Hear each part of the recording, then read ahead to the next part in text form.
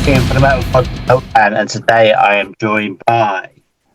Hi, I'm Bjorn from Graceless Death Metal from the Netherlands. It's great to be chatting to you today. I've had your album a couple of weeks. It's fantastic. Yep. I know what Thank to you. expect, but what can your fans and the world expect from Icons of Ruin? I think Icons of Ruin is something for death metal fans who like old school stuff, but also if you're into, more of like melodic, dare I say it's melancholic stuff, then you're in for a treat. Brilliant answer. I love it. It's actually my gym buddy at the minute, yeah. I personally love Kings of Filth. Oh, yeah. Sanctified Slaughter, which is the second single. What's the feedback been like to the two singles that you have released? The feedback has been great. I think it's first and foremost, it's fantastic that people take the time to spin our songs. That's great. And then if you get feedback like, well, it's standard bearers for bolt thrower like or asphyx like stuff, that's amazing. I mean, that's super exciting. And if people say their necks hurt because of the headbanging, then we're happy. You know. Can you tell me what's your favorite track on the album today, then, and why? That's a good question. It changes every day, I guess. I think I really, for now, I like the track Ungodliness. I think it's because we've been rehearsing it quite a bit the last few weeks, and then it's kind of because when you write a song together and then you rehearse it for the studio, and then afterwards it's a little bit you don't listen to the songs that much anymore, and then all of a sudden you're building your new track, your new set list, I mean, and then we're playing this song and for the first time you're really getting into it, and then it's kind of like the song changes while you play it more, and then we're like, oh yes, this is that song Ungodliness is really growing on me. And the difficult thing about it is because the solo on that track is actually 100% improvised in the studio. Right. So I'm having a bit of a challenge there. Trying to, what the hell was I doing, So I really like that track right now. Epic. So can we expect any more releases then before release day on the 30th of May? Yeah, the 30th of May is the release date. There will be one more single out in, 2 weeks. I don't think I can tell you which song it is, but it will be 2 weeks, and there will be a video as well. So there's the one single, and then it's the whole shebang on the 30th of May. Yeah. Great. And of course, the visuals in death metal are often like striking and awe-inspiring. Can you tell us a little bit about the album cover, and is that AI? The album cover is definitely not AI. It's made by the artist. I hope I pronounced it right. Chaos Dictator. He is. We really loved his work, and we were really excited when he agreed to do the artwork for us. He's truly an artist. I mean, we in the sense that he asked us for what kind of feelings are you trying to convey, and do you have some content about what tracks are about, what the album is about, and he built upon that, and he actually was very meticulous when it came to because it's the artwork is actually it's stained glass, but then in a bit of a blasphemous way, one might say, or at least in a bit of a special themes in there, I guess. But he was really meticulous. He wanted to have the stained glass really reflect the way he wanted to be authentic, and I think that reflects the way we like to approach our music. We mean what we play, and we like that. Well, if you make art, it has to be about something. It has to be authentic, I guess. At least I think that's important. So it was really great working with him. Cool. Do you plan to have like the album cover framed at home when it becomes a gold? Absolutely. I absolutely do that. I have the other albums hanging here. And once Icons of Ruin is out, it will be for sure. I will put it up there with the gold disc. Yeah. Yeah. You never know, man. Let's start with the splatter, and then we'll see. Yeah. All right. And this is your fourth album. How do you plan on staying true to your roots then? I mean, for your fans and that. I mean, you're saying like this is a bit more like a melancholic album. Is that more melancholic from your previous work, would you say? Well, that's a really good question. I think from the get-go, when we started, when David founded Graceless in 2016, the concept was, we're making old school death metal, no, how do you say it? No special trickery, whatever. Just riffs and beats, and let's go.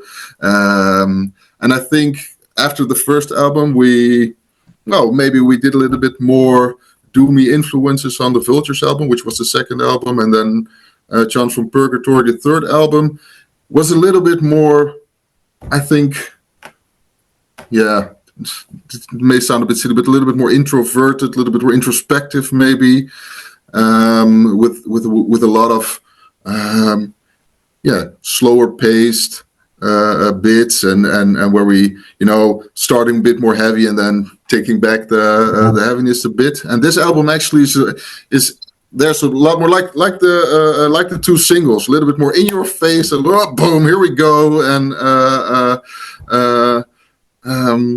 so I think both the people who like the Shadowlands stuff and the people who got to know us through the Chant from Purgatory album will find things they like in there. I think the songs are a little bit more, not simple is not doing justice to them, because David writes incredible tracks, but it's I think it's more more in your face, if that makes sense. Of course, there's like Voltfra influence in there. When did you first get introduced to Voltfra? Do you remember? And do you have a favorite album of theirs? Well, when I got introduced to Voltfra, it was not one of my first death metal bands. Actually, were Morbid Angel and Pungent Stench way back when. But after a few years, somebody introduced me, I guess. I like the Warhammer artwork, so somebody said, you should listen to this. And after that, I was completely hooked. I mean, Voltfra is now one of my favorite bands, and I think I have a difficult time picking a favorite album. I really like their final album a lot, especially the track Kill Chain, which breaks my neck every time I hear it.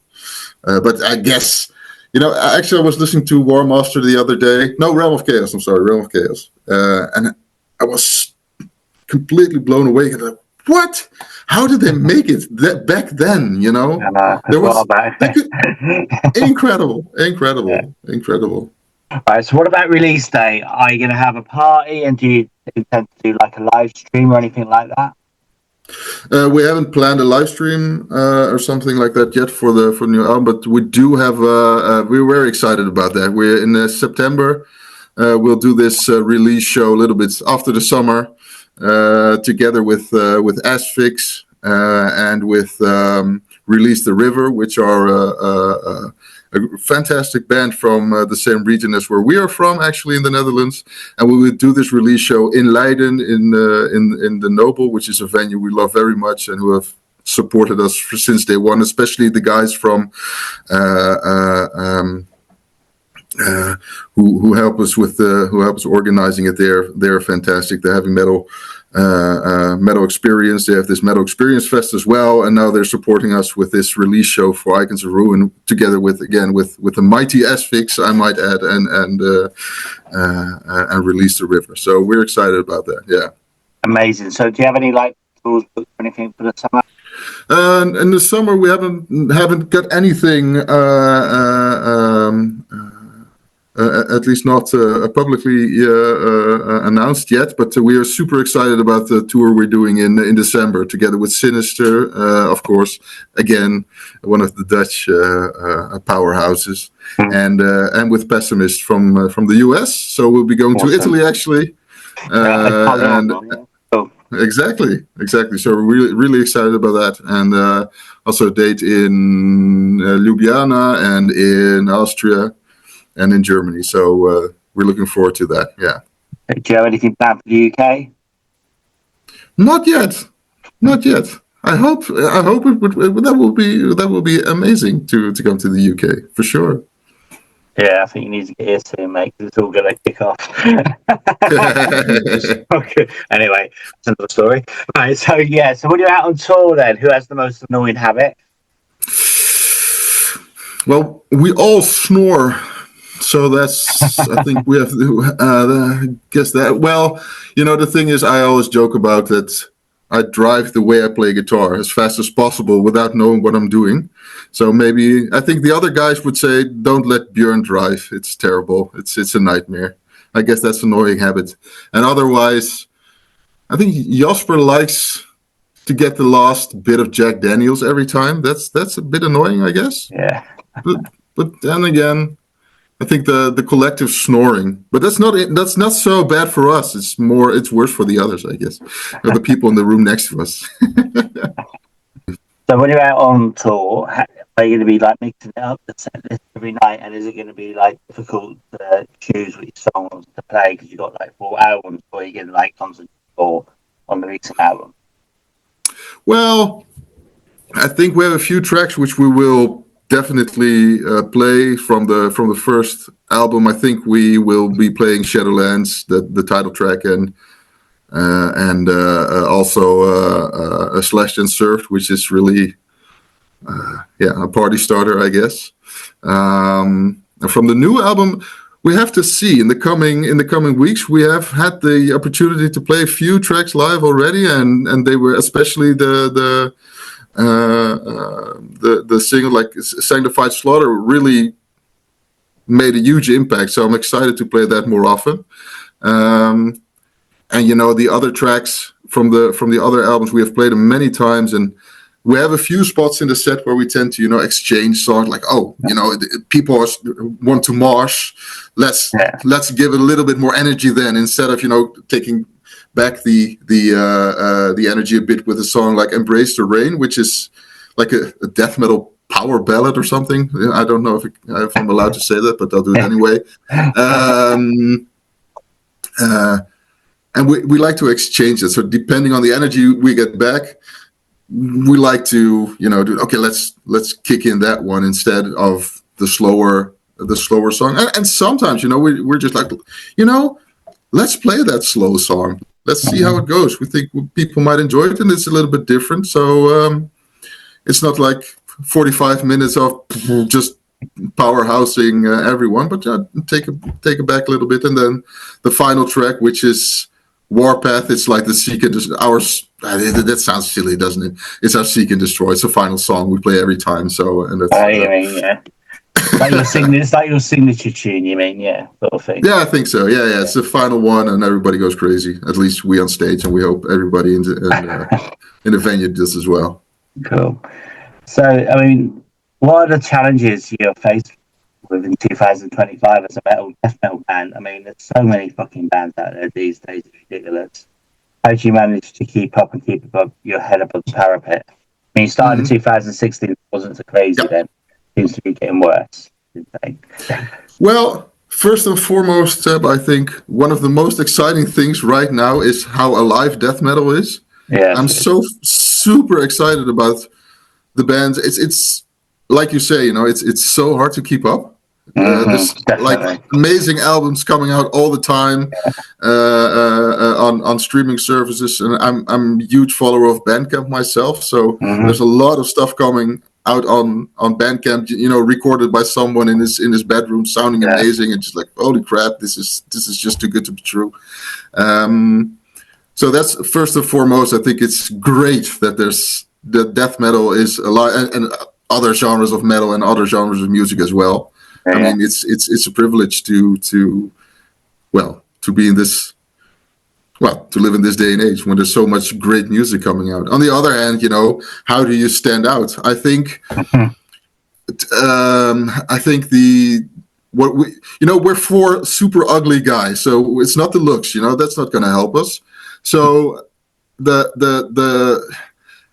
I really think that, and I don't want to sound obnoxious or whatever, but I think a Graceless live show is really something special. I think if you go to a Graceless show, you're going to experience something many other bands don't do. I mean, many bands are fantastic live. I mean, they're like death metal bulldozers pile driving you into a corner.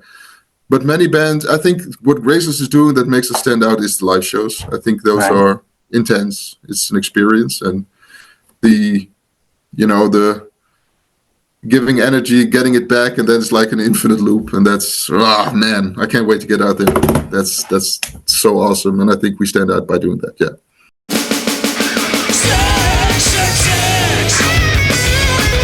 This is Bjorn from Graceless Death Metal from the Netherlands. Watch Seb 666. He will rock your world. Let's say that my favorite 3 albums today. I thank you for that, because it changes a lot. I'm listening a lot to Joe Stump recently. That's an American, like in the style of Yngwie Malmsteen type of guitarist. Today that I really enjoying is the album. One of them is Speed Metal Messiah by Joe Stump, which is the tradition of Yngwie Malmsteen, lead guitarist. Yeah. I think it's an amazing album. I keep going back. I mean, I think it's 20 years old already, but I keep going back to it. I guess I have to say Icons of Ruin. I'm listening to it a lot because, we're going out there and playing it live, so I have to. I really want to dig back into the songs. And also, yikes, this is difficult. I've really been enjoying an album by Hellslave, which is an Italian band. Right. I mean, Luca is a great guy as well. Hellslave.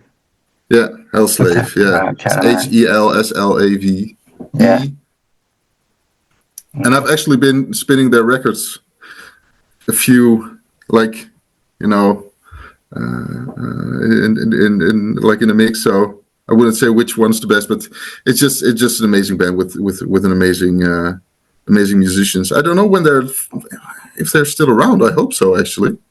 I'll check it out. And then again, I like the Lost Grandmakers album is amazing. I've been listening to it all the time, and also I'm getting into Lorna Shore a bit lately, which is also. I think they're doing amazing stuff and pushing the boundaries of extreme music. I guess. And I've been listening, you asked for 3. This is an impossible question. I just keep rambling on. I'm sorry, Seb. I'm sorry. Man, I'm surrounded by my CDs. I'm thinking, whenever I ask that question, there's just something in there. So. It's so difficult, easy. Isn't it? It's not easy. I've been listening to Black Seeds of Vengeance by Nile last week again, which is also one of my all-time favorites. And like I said about Bothro or about Realm of Chaos, like I can't understand. There was Black Seeds of Vengeance 2001. Incredibly. It should be absolutely huge. Definitely. If you could have a jam session with 3 musicians dead or alive, who would you choose? Pete Sandoval from Morbid Angel on drums. Yngwie Malmsteen on guitar.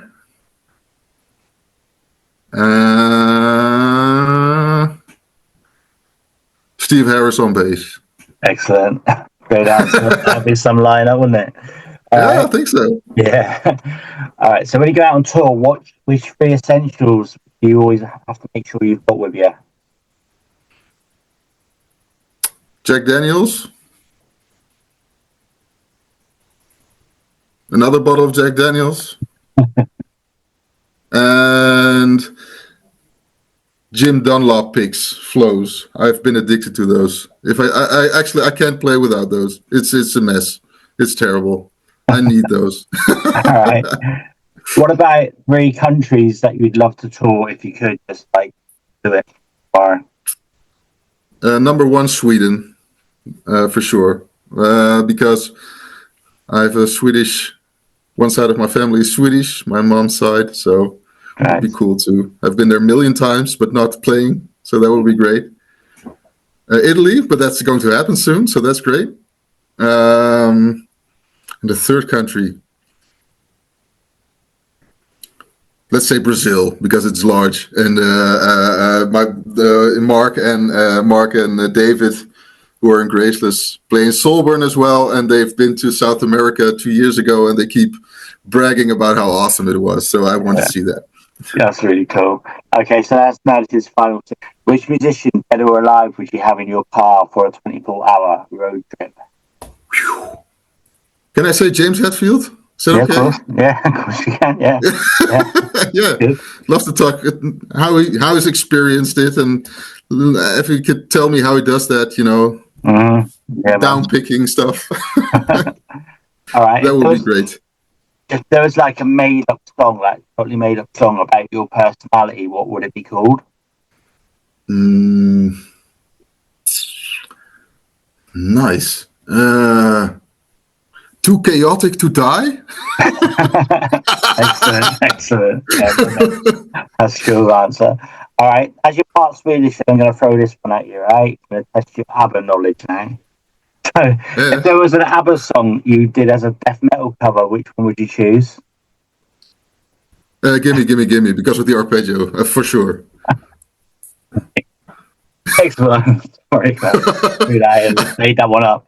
I love it. I'm a huge ABBA fan, so that's no worries about that. Yeah, I really like that. Maybe because of my Swedish roots, I don't know. That's just I just say that because to save my ass in this case. Yeah. When you go over there next. All right. So next one, do you prefer a festival or a small intimate gig?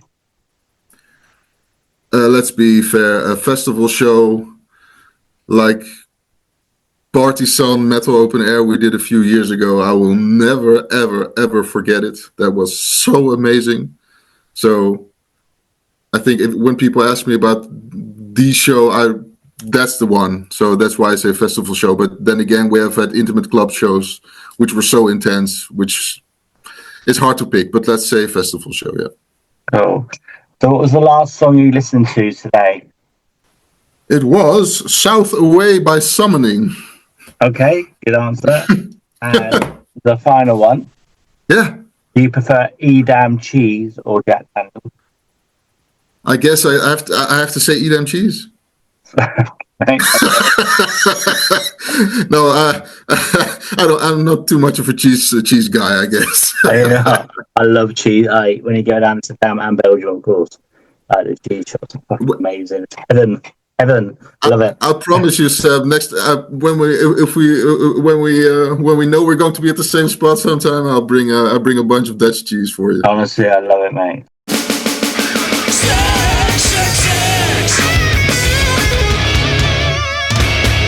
Do you have any final words for your fans, our viewers, and listeners?